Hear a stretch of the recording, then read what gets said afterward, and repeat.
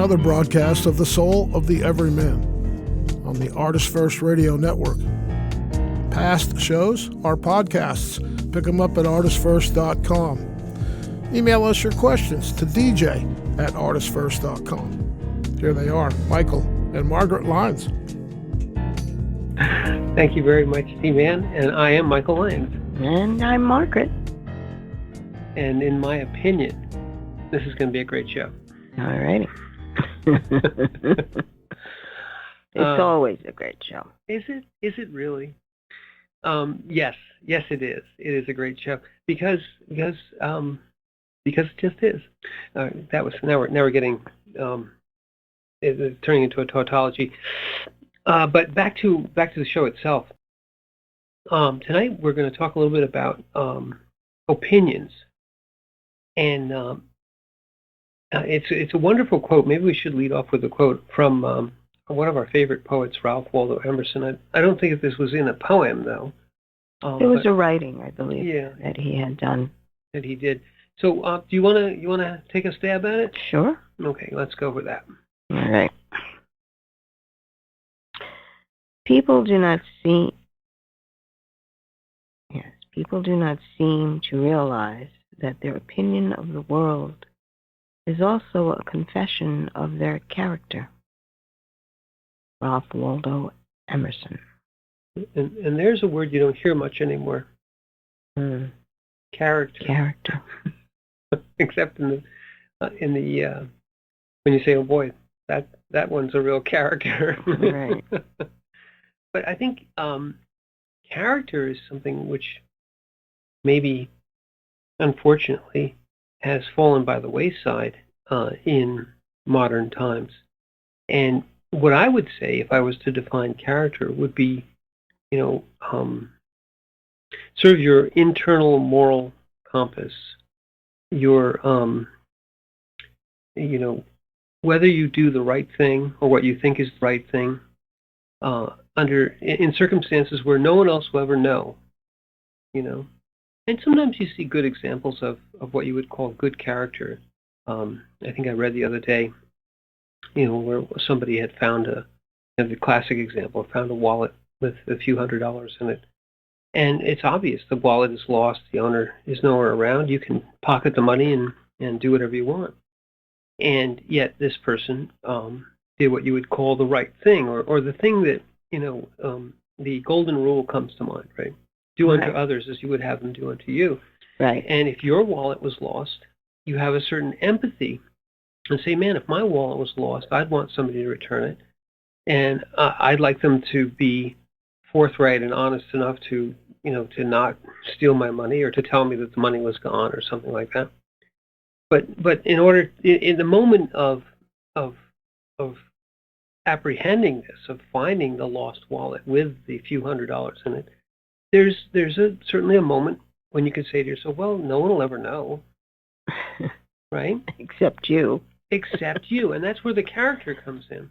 To some extent, your character in that case is a reflection upon your own internal, yourself being unable to live with yourself for you to do something like that. But it's also an identification with the other, isn't it? Because you're saying to yourself, man, if that was my wallet, I wouldn't want somebody to steal it. I want somebody to be nice enough to bring it back, in so many words. Well, putting yourself in the other person's position, and you just know that, well, gee, you have his identification in there. Yeah. Whoever it may be. And it's theirs. That's really what the possession is. It's theirs. It's not mine. It's not mine. It's theirs. And that's the temptation. Even and this is even more sort of even more of a thing that could happen to you. You find a $100 bill on the street, and you say to yourself, well, how could I possibly return this? But you at least you try. I think it happened a couple times in the store where people would leave behind money in Margaret's Rock and Gem store. they'd walk out without getting their change, or they just leave something behind. And sometimes it was something of value. And oftentimes you or I would run out of the store, run into the parking lot, looking for this person who sometimes would have just vanished. They literally, like, by the time you realize it, whatever number of minutes that is, or even seconds, they've gone. They're not in sight. They've gotten into their car. They've taken off.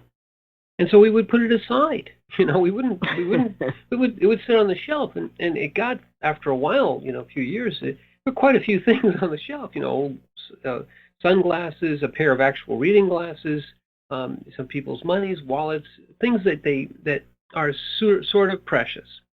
We even had, I think, once somebody leave behind a phone, but we were able to call. Hey, hello, did you lose your phone? So you can look up a contact. His wife, yeah. Call the wife. And so this isn't about us, but people, that's a reflection on sort of your internal, your own internal moral compass, let's say, what your sense of right and wrong is, and your identification with the other. But Emerson means something a little bit different here when he talks about character. Sort of the same, but it's a different thing. And what he's talking about is your opinion. And opinions can be two things, right? They can be voiced or they can be kept within. Mm-hmm. But opinions are always, in essence, a form of judgment. Well, yes. It's a viewpoint, mostly. If I'm looking at it from this direction. And the judgment call, usually the very first thing is whether you like it or not. And I think opinion also strays into the, not only whether you like it or not, but whether in your opinion, this person, the other, is acting in the right way or the wrong way.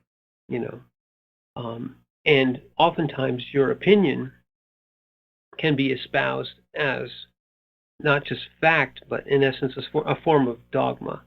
This is the right way to do it, in my opinion. But you don't even don't put that on there. They say this is the right way to do it, and everyone else is not doing it this way, is doing it wrong. Right. And my opinion of them rises and falls based on whether or not I agree with what they're doing or not doing. Right. Right. Whether or not.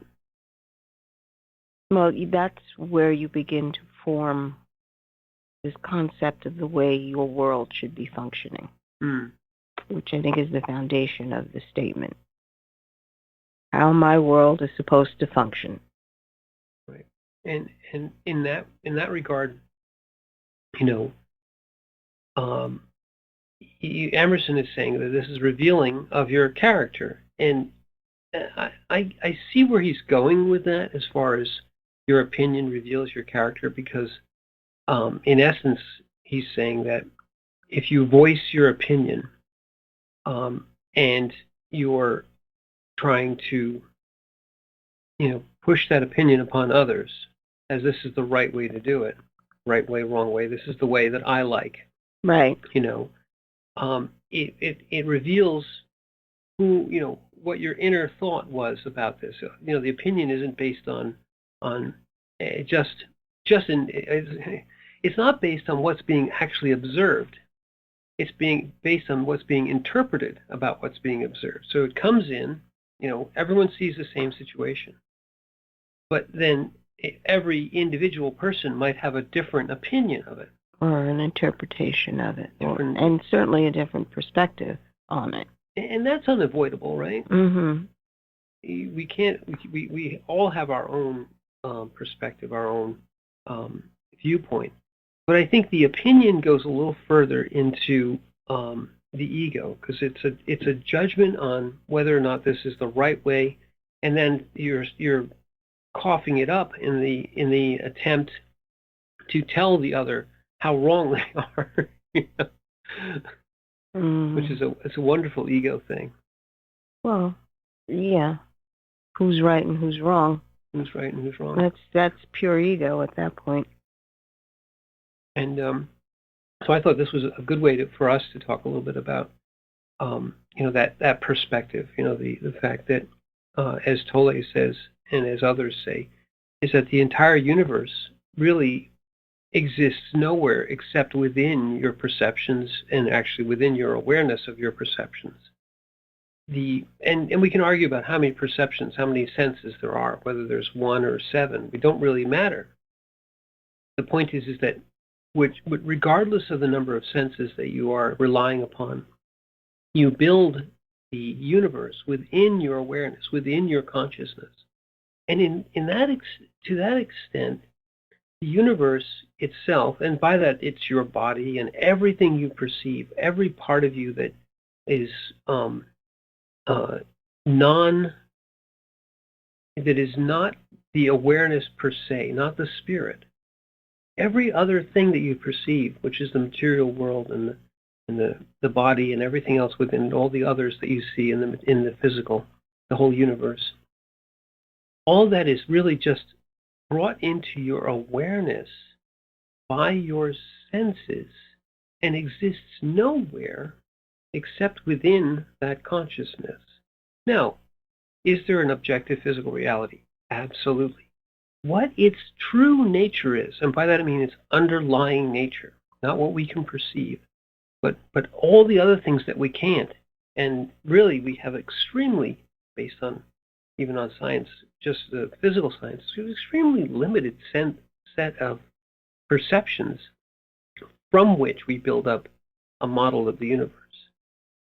And there are those who have better perceptions or finer perceptions, and those who have duller perceptions, those who see better, those who hear better, those who have the ability to sense perhaps other people's energies or whatever sense it is.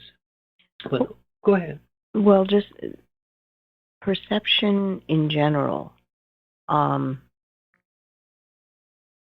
It fascinates me to see how perceptions can be expanded, because people usually form a certain almost grid work when they are building the universe in their head or internally. So as they're building this, what is it that you're using as a foundational material for the bridge work? So empathy is always one I find fascinating, because it is a beginning bridge work to begin to expand a consciousness past the concept of itself. And I know that there are kind of 3 categories of empathy. And the first one usually is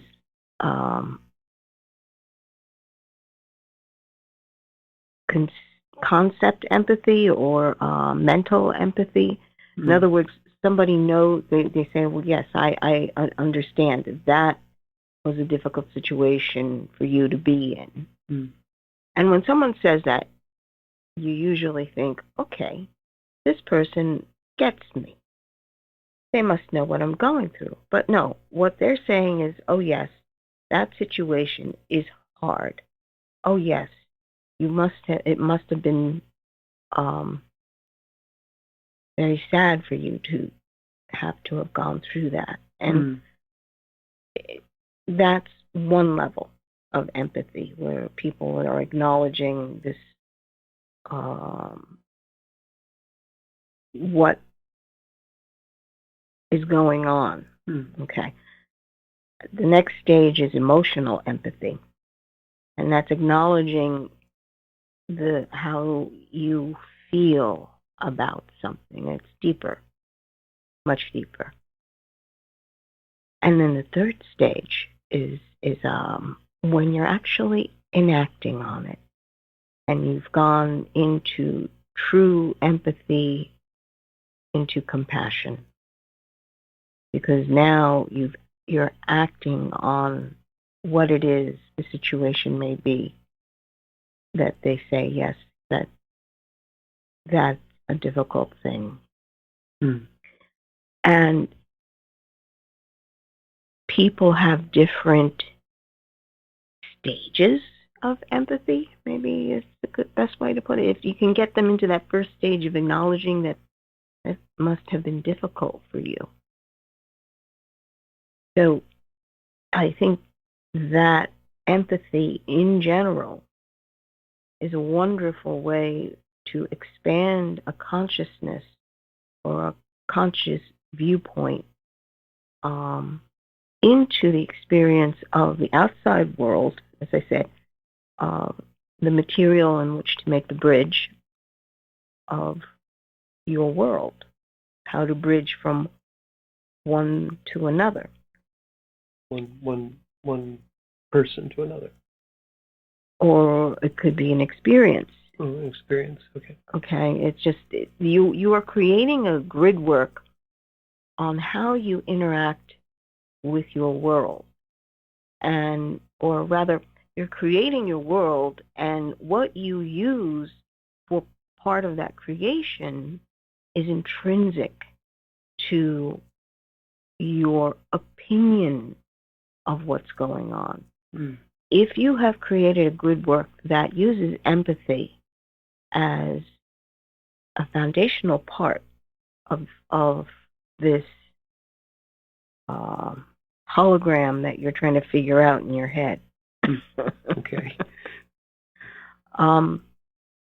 then it's easier for you to see that there is very little difference between you and the other person. You actually are empathic at that point, because you sit there and you go, I know what it feels like to have lost something very dear. And that would be the foundation of the bridge that's built between you and another, understanding that, and then building a relationship upon that, or past that. Maybe that's a better way. If not, you're not building it on sorrow or loss, but you are building it as I, as a human being, understand what it means. And the understanding, the comprehension of that feeling of loss. What was it? Who was it that would use the word grok? Oh, that's from Heinlein. Heinlein. Yeah. Stranger in a Strange Land, but now we're dating ourselves just a little. Well, it's a book. It's just a marvelous story.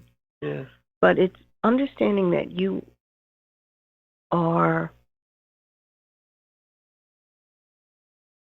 in the same, how do I say this? It's like the emotion is a frequency that your soul is feeling. And when you're feeling that, you're emitting.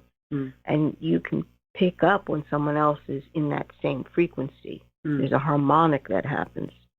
And when that happens, and you decide that you're going to act on this out of compassion, because you are both feeling the same pain, that expands the concept of who you are and what you are and why you are. I mean, there's a lot there to unpack, but if you back up a little bit, I like the idea of these let's call them levels of empathy that you can walk through, because people, I think, also, even very, very compassionate people, can look at a large disaster. Let's say a tornado hits a town 150 miles away and say, "Oh, that's terrible," and they mean it for the moment, but they aren't as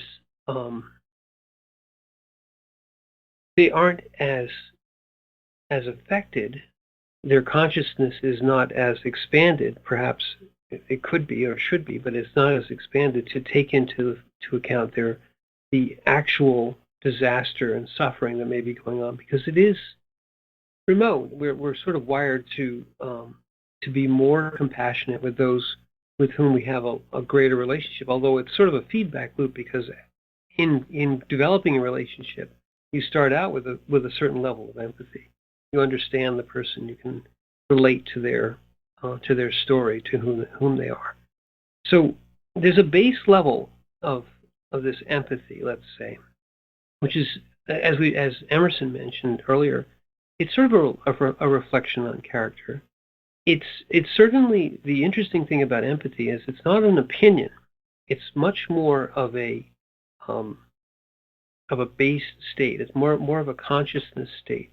It's more of a heart-centered state. Opinion, in my opinion, is much more of a mental state. You know, it's very much a judgment based on, you know, a mental faculty, a processing of the situation, a categorization, or putting it in a box. Oh, this is this is this, and then you have an opinion about that. And well, this is my I don't like it box, or this is my, you know, this is really terrific box, or whatever the heck it is, and you can then voice that opinion. But empathy is based on a much more human-to-human connection. As you mentioned, it can often be born of seeing another's pain and suffering and realizing that, well, it's simple as the wallet. You know, I wouldn't want to lose my wallet. That person must be really upset. I'd be really upset. You know, it's identifying with the other, even a perfect stranger or someone you may have never met before. You just see a wallet on the street and say, oh man, you know, this is important to somebody, and it would be important to me. And so that sense of empathy, maybe even immediately, if you're sensitive enough, you immediately go to, oh, they must be feeling terrible. I feel terrible for them. Let me do something about this. And to the extent that you have built up your worldview with, what did you say, the mortar of empathy? I don't remember. It was some different term. You know, you're using empathy to the grid work. That's it, was the grid work. To build up that worldview, your perceptions, your consciousness has a basis of empathy. Right. It's the substance by which you are creating that connection, that bridge. And it's a pattern, an empathetic pattern, a way of thinking, of being, of acting. And I would say that this is something which we are typically born with to a certain extent. It's also modeled to us from early childhood by example. You're you're interacting a lot with younger kids, with 3s and 4s and 5-year-olds in their day-to-day at the preschool, and so you see that there is a certain amount of pirate cutthroatness, which is less empathetic. But if you model it to them, you say to them literally, I think you've said this to me as one of the lessons, is how would you feel if you lost your whatever, X, fill in the blank, you know, and that's how Johnny or Sally feels. And it's sort of like awakening or inculcating this idea of, you know, the other has the same feelings that I do, and if I feel really upset about something, well, maybe they might feel really upset about something. But I think as soon as you break through, you get immediately this sort of, you know, oh, I understand now, and they go and hug, and you know, so there's a base level of empathy there that you have to kind of get in touch with. But then if you get in touch with it, it isn't just a little tepid, oh yes, now I feel you, I understand. With the 4-year-olds, they go fully into it. You know, they fall right into it. You're my friend. You're my friend. I'm so sorry. You know, so and that's when you want to get it. You want to get these young beings to tap into their natural well of empathy. The parasympathetic nervous system is how we refer to it. Yes. But that's just the technical term of how, you know, it's when you see somebody getting hurt and you feel the pain, or you say, oh, that looks terrible. You know, you look at someone else's wound and you say, oh man, that must really hurt. And you can even you can feel psychosomatically feel their pain. You can say, because your parasympathetic nervous system also is involved in, just to be technical for a second, it's also involved in the recognition of emotion in others. So when you see somebody who's happy, you feel happy. when you see somebody who's angry, you react with perhaps anger or perhaps fear, but you appreciate their emotions even if they're not physically present. Even an angry picture, even a picture of an angry person on the screen, even just angry words played over a speaker will excite the parasympathetic nervous system. So it's there. Yes. There's a physical analog, and then there's a spirit being analog. And if you trigger it by kind of reminding a person in their current state, a young person, would you like it if XYZ was done to you, in a gentle way? And they like, oh no, and then, oh, I did that, and it just, they're off into, oh, I'm so sorry. But it's good to get to practice that, and then can incorporate it. Right. If they're feeling something when they're so young, the emotions hit, and it just bowls them over. So they have to get through that emotional hit. You got to take a breath. You got to take a moment for all the roiling to sort of settle a little bit before you can say or do anything productive, because they're in a reaction at that point. But to be there in that reaction and witness it, acknowledge that, yes, that was painful for you when you got hit by that toy in the face. Okay. Oddly specific, but okay. This did not happen, as far as you know. But but sure, everybody's like that. You get there's an immediate reaction. Right. And then as they're taking a breath and they're realizing that somebody is acknowledging the fact that this was a painful moment, and to let them begin to realize that it was not intentional, or whatever the issue usually winds up being. Right. The rough play was going on, and then suddenly. Right. Or somebody, they took something that you wanted, but they didn't know you wanted it, that sort of thing. Or they didn't really ask if they could have it, they snatched it. But these types of interactions, and in childhood, they're exploring all of these things. Right.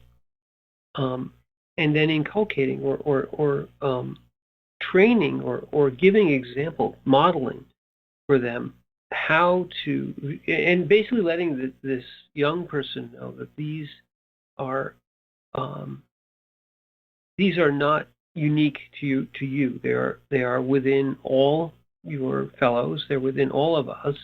Well, it's getting the child to understand what actually was going on. You've had a reaction to whatever it may be, the pain or the outrage, and yes, we understand you had that reaction. Letting them see that they can control it. Okay, they have to come down off of that.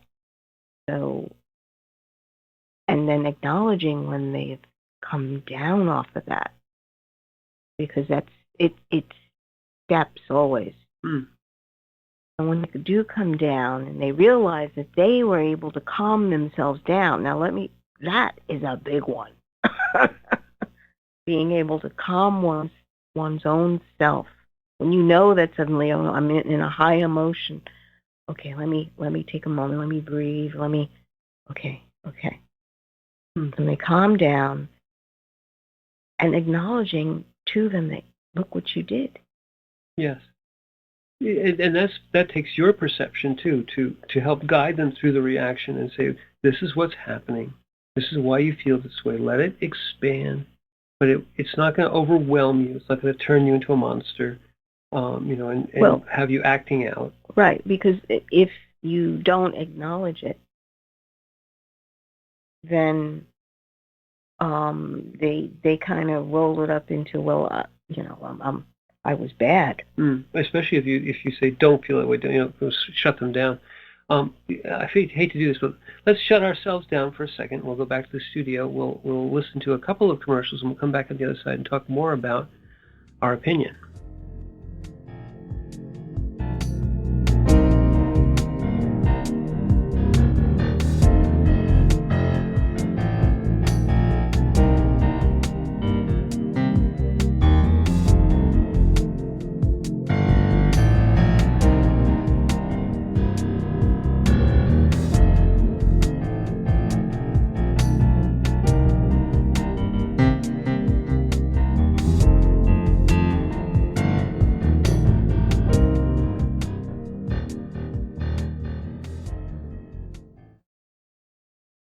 wait is over. First Blood, Book 2 of the Blood series is out. Your favorite bad boy thief Dev is back, and the beautiful and deadly Trey is right there with him. She is sharp, sexy, and full of surprises. Their adventures continue as a new power arises to threaten the world. The heart of creation is under attack, and time is definitely not on their side as they battle against their enemies' undead hordes. Can they unlock the hidden power that can defeat him, or will his forces draw first blood? Get all 3 installments in the series. Book 0, It's in the Blood. Book 1, Destroyer's Blood, and the new release, Book 2, First Blood, today. Available in ebook and paperback format on Amazon, Kobo, Apple, and most other fine e-tailers. The Fat Man Gets Out of Bed is the latest book from Michael Lyons, the award-winning author of There is a Reaper. Featuring 13 original stories, this wide-ranging collection has everything. Forbidden love, gods versus demigods, weird invading aliens, sexy seductive artificial intelligence, and unusual passion between the living and the dead. All set amidst fantastic worlds of pain and loss and boundless joy. From the sublime to the macabre to the bittersweet, The Fat Man Gets Out of Bed will leave you breathless with laughter, brimming with tears, trembling with suspense. Available now on Amazon.com, Google Play, iTunes, Kobo, and fine e-tailers everywhere. Rick Riordan fans, love mythology with plenty of action and humor? Destroyer's Blood is for you. The new fantasy novel by award-winning author Michael Lyons is Book 1 of the Adventures of Dev Kalian, the Blood series. Follow Dev and his magic sword Betrayer as they are suddenly attacked and forced to return to Olympus to fight in a war they want no part in. The world of men and gods is about to be destroyed by Zeus's ancient foe, and only Dev and Trey can stop him. The conflict never stops, and the amazing twist will have you on the edge of your seat. Act now while the ebook is on sale for only 99 cents. Destroyer's Blood is available on Amazon.com, Barnes & Noble, iTunes, Kobo, and fine e-tailers everywhere. And while you're there, get the free prequel, It's in the Blood, available for a limited time. Moonstones and Murder. Real murderers need a heart of stone. Meet Maggie and Mike Heartstone, parents of twin boys, entrepreneurs, and now empty nesters. Mike is retired, not by choice, from his position as chief of police in the picturesque resort town of Hamilton. And now his wife Maggie and her shop, the Cozy Crystal, are their only source of income. When a mysterious killing interrupts Hamilton's famous Springfield Park rock show, the townsfolk, the Cozy Crystal, and their lives are rocked to the core. Can Mike and Maggie figure out who is behind the murderous deeds before the town comes crashing down around them? A touch of romance, a little mayhem, and a whole lot of suspense, along with plenty of comedy and thrills galore. Get your crystal magnifying glass out. It's time for some Moonstones and Murder. Available on Amazon, Apple, Kobo, and other fine e-tailers in ebook and paperback. Out soon on Audible. Get your copy today. Hi, this is Hannah Ruth from the band Wild Hum. Check out our new Americana Soul CD, Wild Hum, at our website, wildhum.music.com. And you are listening to the Artist First Radio Network. Thank you.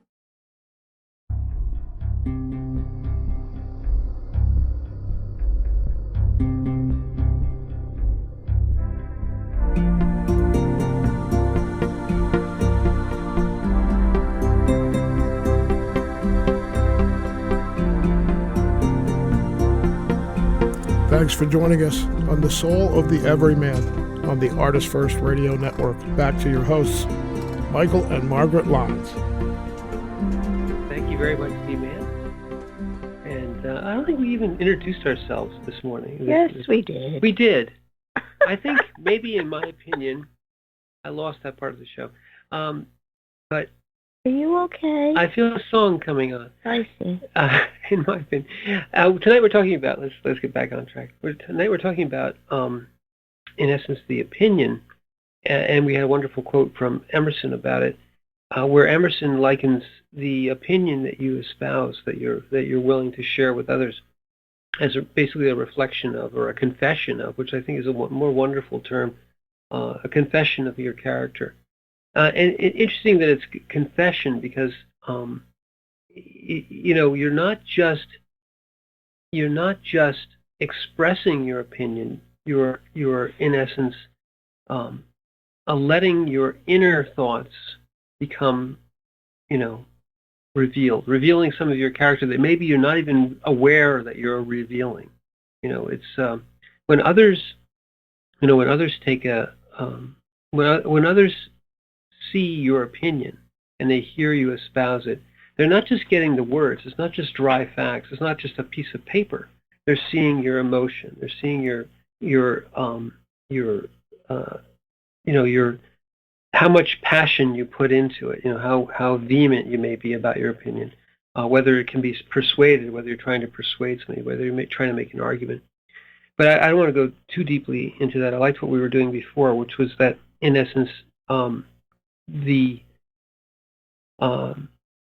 compassion, the empathy, but I would say it gets to compassion, is a vehicle by which your little ego set of opinions can be mollified and can be expanded, and the ego, as I think you mentioned earlier in the last half hour, can be given its place, its proper place. Yes. The ego has a place within your consciousness. People talk about the death of the ego so you can reach enlightenment. Sort of, but what you're really doing is giving the ego its proper place. You still have, as an enlightened being, you have an ego, but the ego doesn't have you. In Russia, ego has you. No, in your consciousness, if it's bound up and filtered by an ego with a bunch of opinions, where everything has to fit into an opinion box and everything has to meet the question, do I like it or don't I like it? And if I don't like it, I'm going to tell you about it. And if I do like it, I'm going to tell you about it. That's the ego, and that's the ego loves judgment. The ego loves opinions. It loves to espouse them. It loves to reject them. It loves to say who's right and who's wrong. And it wants to be your persona, or it wants to marshal your consciousness into this narrow little stream that it can modulate and put its and really suck its energy from. Well, control. Control, yeah. It wants control over who you think you are. Good point. And that's a very narrow or narrowed down field of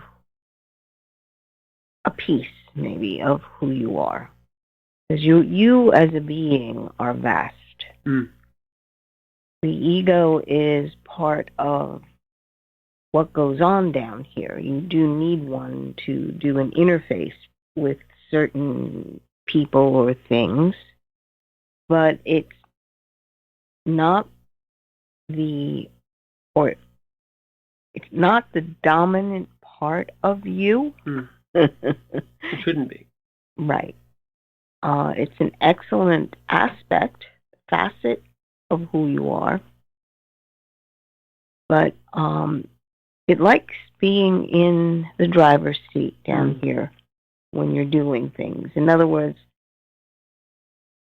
that phrase where the eyes are the windows of the soul, and looking into the eyes, you actually see the soul. That's always my question. Because many times what you wind up seeing is there's an argument going on, or there's a debate, and they're just giving you that part of their thought-out process. That's what you're seeing. You're not really seeing fire behind the eyes. And me, that's not enough. If I'm speaking with someone in conversation, I need to see the soul there, the soul in the eyes there. I need to see you present. And frankly, that is what I wind up doing. Now, if a person doesn't want to do that, because that can be a frightening experience for some people, to be actually there and honest with themselves, speaking to another person, that can scare people out of their minds, because they haven't even figured out who their own mind is yet, or who their, or what their opinions are, or anything. It's just like they have pushing that aside. And at that point, you're just like, okay, I'm going to take a step back so that you can calm down now. Right. Don't stress them out too much. Mm-hmm. Well, and you know, having seen you do that, I think, you know, when you're talking about the opinions, and certainly about the ego beyond control, the opinions of the ego, or let me back up. Oftentimes, when people reach a certain age, the age of reason or whatever, their ego opinion machine is really all that they hear. The voice in your head, which tells you that this is good, this is bad, this is this should be this way, this should be that way, that one shouldn't be doing this one should be doing that, I don't like this, they're talking about me all, and it's a constant rolling drumbeat of sort of a fog, or a curtain of words. The ego is literally behind that, and largely those things are opinions. There's sometimes observations, which are more useful than opinions. Observations are really, a look what is happening. And Tolle often says that if you can get the ego to just be taken out of itself by something amazing, awesome, the sky, a sunset, a beautiful ocean, seascape, whatever it is, and the ego voice and the opinion machine shuts up for a second, and then the consciousness is still there, appreciating this beautiful moment. He said that's sort of a vehicle to get you, another way to get into awareness besides compassion is just to get the ego to just take a breath, Right. Hey, shut up for a second. But those opinions, those voices in your head start to become the dominant, as you mentioned, Margaret. It wants to be the dominant thing. It wants to tell you who you think you are and who they think they are and why do they think they are that, and just all this kind of internal back and forth. We had one show some time back where we said all these voices in your head, who's listening? You think about who's listening, that the whole universe is being created inside your consciousness, within your consciousness, by your senses. And then there's a piece, something in there that's talking all the time. Where'd that come from? That's not out in the universe. It's not standing over there. You can hear it all the time. You say, well, that's me. It's not you. It's obviously not you, because if it were you, you couldn't really talk and hear at the same time. It's talking, you talk to it. It talks to you. It says, you shouldn't be doing that. Well, but I wanted to. And you have this internal dialogue. Well, I couldn't help myself. That is the opinions arguing with themselves within the sphere of your consciousness. And then, the sea of compassion and empathy in there, which can wash that away. If, Margaret, when you have true compassion for another, you will do things that the ego would tell you should never do, because that's wrong, or you don't want to get dirty, and you don't want to touch these people, and this is terrible, and what a mess, and you don't want to get involved, and all those ego things just go to the side, because there's another that's in dire need, and they need me, and I am here, and I must do this. And you don't even have it in words. It's not that, none of that comes up. You just do it. As you said, you act. Because the compassion wells up into you, and it touches within you the spirit, which connects us all, and says, this is what needs to be done. This other needs me to acknowledge them through spirit, through compassion.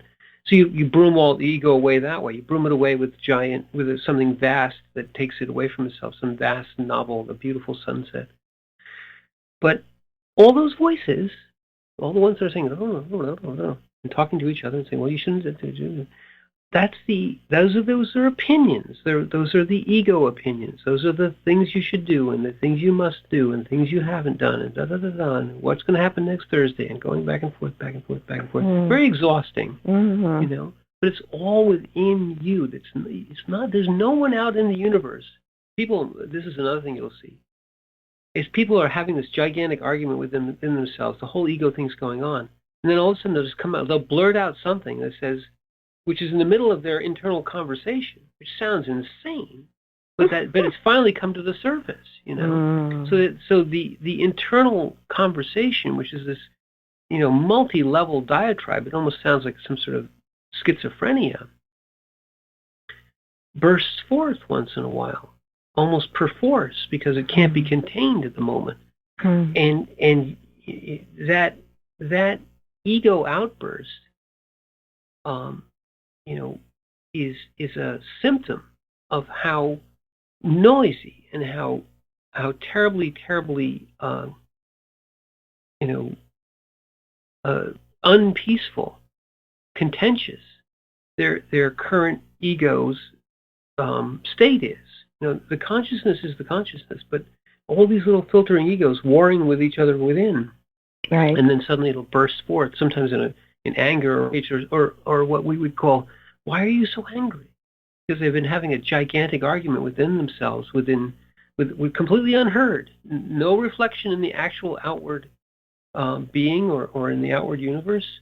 But there it is, created by these ego opinions. Right. Right. The ego is, well, it does have a place and it has a purpose. And to allow it to find it, because it can become very comfortable in its place. Yes. You know, it's a tool that your consciousness uses for the interaction down here in this environment, in this world. And it can also begin to help with the creation of the world. But when you think of it as Emerson was saying, your opinion reveals your character. But it's also the kind of world you're living in. Absolutely.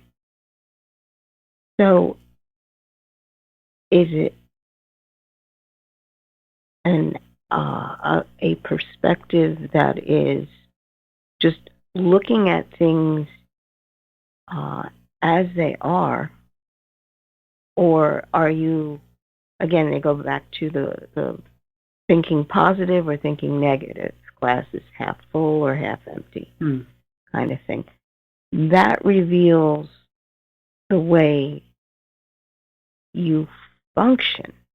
In other words, you're looking at a situation and you're always looking to what's empty or what you actually have in your hands. Both are valid, right? To figure out what you have to do with a situation, if you're just looking at it in terms of quantity and not whether it's good or bad. Yeah. Okay. If it falls into, well, it's good or bad, in other words, I don't have this, so that's bad, and I do have this, so this is good, depending upon what it is, it could be vice versa. Anyway, that good or bad puts a whole different spin on your world. And it's understanding that evaluating what you have and what you don't have, purely objectively, just looking at it, allows you to open up and see what else is around you. Instead of focusing, well, I'm only focusing on the bad, and I'm only focusing on the good, or this quantity or that quantity. It's like, no, there's more to the situation than what you initially have taken in and observed. Are you willing to go back and be in that situation to see what else is there that you may not have picked up because you were distracted by this act of quantity or no quantity? Well, isn't the opinion becoming your story? And then the story is, this always happens to me. The glass is never full. I always have to go get somebody else's glass, and or the story is, it's so wonderful to be me. I have, which is, maybe positive is better, but either one is not correct. It's a story. It's taking energy. It's your opinions and what world you're living in.